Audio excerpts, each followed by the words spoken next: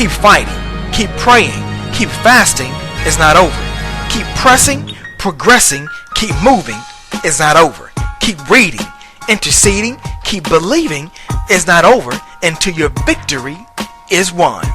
Good morning and welcome back to your spiritual sports segment on Rhema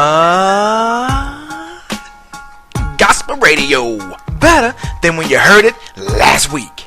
I'm CJ. Let's get it started. Excuse me, I'm choking. That's what happened to Adam Scott at the 141st British Open on Sunday, as Scott was 4 shots ahead with only 4 holes to play, and Scott did the unthinkable. He bogeyed them all. Not 1, not 2, not 3, but all 4 holes, and had to fight back from crying a river on the 18th hole as Ernie Els made his charge earlier and was already in the clubhouse as Els finished with the 7 under par, thus claiming his second claret jug. The aforementioned Scott came in second with the 6 under par, and Tiger Woods and Brandt Snedeker finished 3 under par, tied for third. The boys this summer were swinging their bats in the American League and Major League Baseball as the Toronto Blue Jays literally spanked the Boston Red Sox 15-7 with back-to-back homers for a total of 4. The Minnesota Twins got past the Kansas City Royals 7-5 as Ryan Dumont had double homers. The Baltimore Orioles defeated the Cleveland Indians 4-3 with a homer from Wilson Betterment. The New York Yankees lost in 12 innings to the Oakland A's 5-4 and a come-from-behind win, while the Texas Rangers were crushed by the LA Angels 7-4 as Albert Pujols went yard for the 18th time. The Chicago White Sox were defeated by 2 runs 6-4 against the Detroit Tigers as Miguel Cabrera belted his 299th and his 300th homers.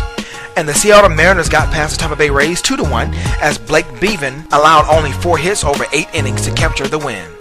USA Basketball continued their tune-up with a formidable opponent in Argentina as they have Manu Ginobili, Carlos Stefano, and Luis Scola, all NBA players on their roster, and USA Basketball gave their parents they would cruise to an easy win, but the Argentinians had other plans late in the fourth as they trimmed the lead to 78-74 before Kevin Durant and Chris Paul knocked in 3-pointers to extend the lead and take the win for good, 86-80. Calgary, Alberta was the landing pad for the Octagon in UFC 149 as they had a plethora of fights starting with as Renan Barrow used all his physical advantages to claim to get the unanimous win over Urijah Faber to claim the interim bantamweight title. Hector Lombard picked a fine time to have his 25-fight win streak come to an end in his highly anticipated UFC debut as he lost a split decision against Tim Bosch, while veteran Chick Congo captured the unanimous decision over Sean Jordan. Takedown after takedown by welterweight Brian Ebersol was thwarted by James Head to give Ebersol his first Octagon loss. Matt Clements used his phenomenal grappling to secure the win over Chris Clements in the 3rd round, while the rematch between middleweight Court McGee proved to be another loss against Nick Ring in a unanimous decision, and it didn't take long for Francisco Rivera to honor his mom as he knocked out Roland Delorme at the 4:19 mark in the 1st round. Brian Caraway extended his win streak by 3 against Mitch Gagnon with a submission in the 3rd, and finally it was a 7-second knockout as light heavyweight Ryan Jimbo knocked out Anthony Perosh in only 7 seconds, and after the fight proceeded to do the robot, and he was getting it too.